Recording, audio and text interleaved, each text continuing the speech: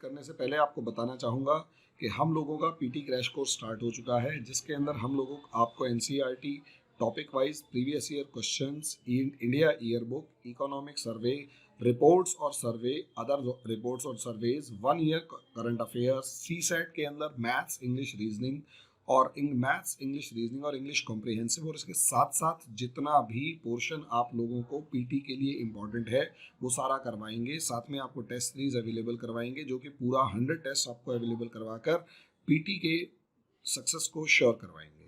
तो जो भी स्टूडेंट हमारे इस पीटी के कोर्स को ज्वाइन करना चाहता है वो हमारे दिए गए नंबर्स पे कॉल करे, व्हाट्सअप करे, या फिर वो किसी भी तरीके से हमसे कांटेक्ट करें, हम अपने आप इन्फॉर्मेशन बाकी प्रोवाइड कर देंगे। आओ टॉपिक स्टार्ट कर। हेलो दोस्तों, नमस्कार, आदाब। दोस्तों, सिचुएशन अमेरिका, चाइना, रशिया और इस तरीके के इंटरनेशनल रिलेशंस में अगर देखें तो लगातार जिस तरीके से डिबेट और डिस्कशन चल रहा है, साउथ चाइना सी आज के दिन सेंटर ऑफ थिंकिंग है। अब ऐसी सिचुएशन में जब South China Sea centre of thinking है, या पूरे के पूरी दुनिया का जो प्रोपेगेंडा सेट करने के लिए है वो चाइना सेट कर रहा है, और हर जगह पर चाइना डिबेट और डिस्कशन में है। और पिछले वीडियो में मैंने आपको बताया कि इंडिया, जापान, ऑस्ट्रेलिया और अमेरिका किस तरीके से एक दूसरे के साथ खड़े होकर चाइना को निपटने के और घेरने की कोशिश कर रही हैं। लेकिन क्वाड, अब ऑब्वियस सी बात है, यहां बना दिया गया क्वाड। अब इस क्वाड को काउंटर करने के लिए या इस क्वाड को और ज़्यादा मजबूत करने के लिए, अपनी ताकत बढ़ाने के लिए यूरोप के जो बड़े देश हैं और ताकतवर देश हैं उनको भी अलग अलग तरीके से इसमें जोड़ने की कोशिश की जा रही है। और जिस तरीके से यहाँ पर इंटरनेशनल पॉलिटिक्स चल रही है, यूरोपियन यूनियन भी और ख़ासकर यूरोप के देश भी किसी भी तरीके से इस पॉलिटिक्स और इस डेवलपमेंट से दूर नहीं रह सकते, क्योंकि उनके डायरेक्ट और इनडायरेक्ट इंटरेस्ट्स भी यहाँ पर मौजूद हैं। इसका एक एग्जाम्पल अगर आप लोग देखते हैं तो यहाँ पर फ्रांस के 2 आइलैंड मौजूद हैं। अगर आप यहाँ देखें तो यहाँ पर भी फ्रांस के 2 आइलैंड्स मौजूद हैं, जिनका नाम है न्यू कैलेडोनिया और फ्रेंच पॉलिनेशिया। यहाँ पर न्यू कैलेडोनिया और फ्रेंच पॉलिनेशिया नाम के 2 आइलैंड्स फ्रांस के भी मौजूद हैं। तो ऐसे में चाइना और फ्रांस का भी आपस में कॉन्फ्लिक्ट होना सबसे ज़्यादा लाजमी है, क्योंकि फ्रांस का अपना भी यहाँ पर सी कोस्ट पड़ता है।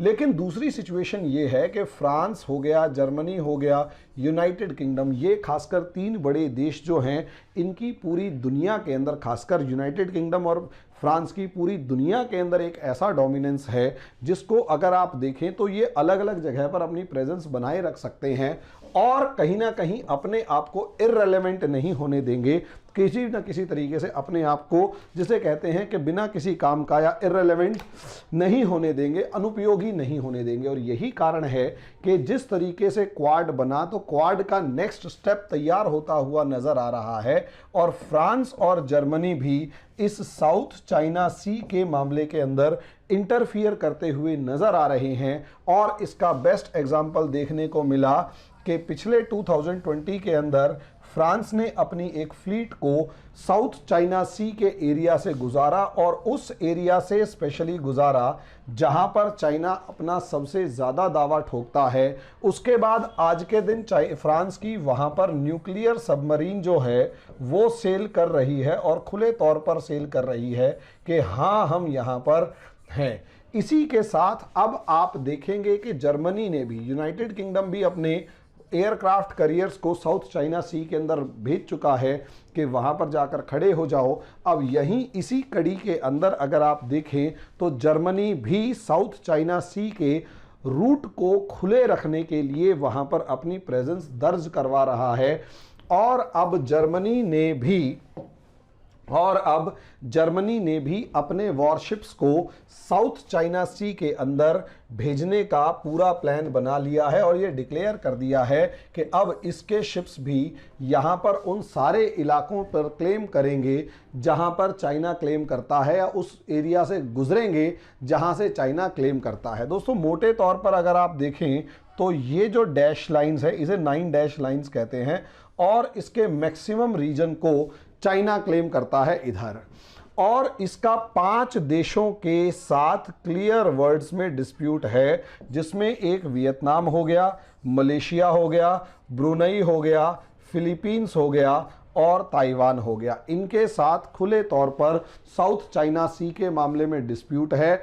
और यहाँ अगर आप दूसरे तौर पर देखेंगे तो अमेरिका भी यहाँ पर किसी भी तरीके से दूर नहीं है, और ऑस्ट्रेलिया भी यहाँ किसी तरीके से दूर नहीं है, और जापान भी यहाँ पर किसी भी तरीके से चाइना को ताकतवर नहीं होने देता। रही सही कसर इंडिया ने पूरी कर दी इस मामले में कूदकर, कि इंडिया भी इस मामले में पूरी ताकत से क्वाड ग्रुप बनाकर या कैसे भी खुले तौर पर आ चुका है। यहां अब आप सोचकर देखिए, एक तरफ चाइना और उसके अलायंस कोई भी नहीं है, रशिया है उसका अलायंस सबसे बड़ा, लेकिन अभी वो अपने कार्ड्स नहीं खोल रहा।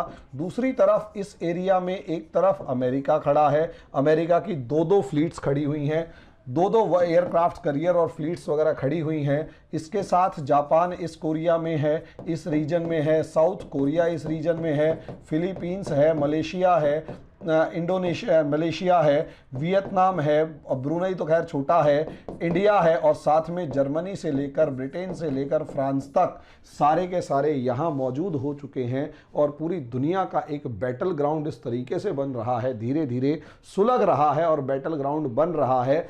आने वाले समय में क्या होता है वो तो समय बताएगा, लेकिन अभी की सिचुएशन तो दोस्तों यही है कि हालात जो हैं उसके अंदर हर देश अपनी अपनी सेनाएं वहां खड़ी करने की तैयारी कर रहा है, और इन दोनों देशों की नई डेवलपमेंट है। अब इसके अंदर आगे आके क्या सिचुएशन आती है वो भी डिस्कशन होती रहेगी धीरे धीरे, और इन चीज़ों को जहाँ जहाँ हमें इंटरनेशनल रिलेशंस वगैरह से जोड़ना होगा उनके साथ जोड़ देंगे। और जैसे जैसे वो आप इन्हें देखते रहिए, लाइक कीजिए, सब्सक्राइब कीजिए, शेयर कीजिए। और हाँ दोस्तों, हमारा पीटी का कोर्स शुरू हो चुका है, तो जितने ज़्यादा जल्दी आप हमारे उस पीटी के कोर्स से लाइव क्लासेस से जुड़ेंगे उतना ज़्यादा आपके लिए फ़ायदा होगा और हमें आपको पढ़ाने का मौका मिलेगा। इसलिए जल्दी से जल्दी कॉल कीजिए और जितना जल्दी हो सके उतना जल्दी हमसे जुड़िए। धन्यवाद। You can download our app from Play Store for free live demo classes.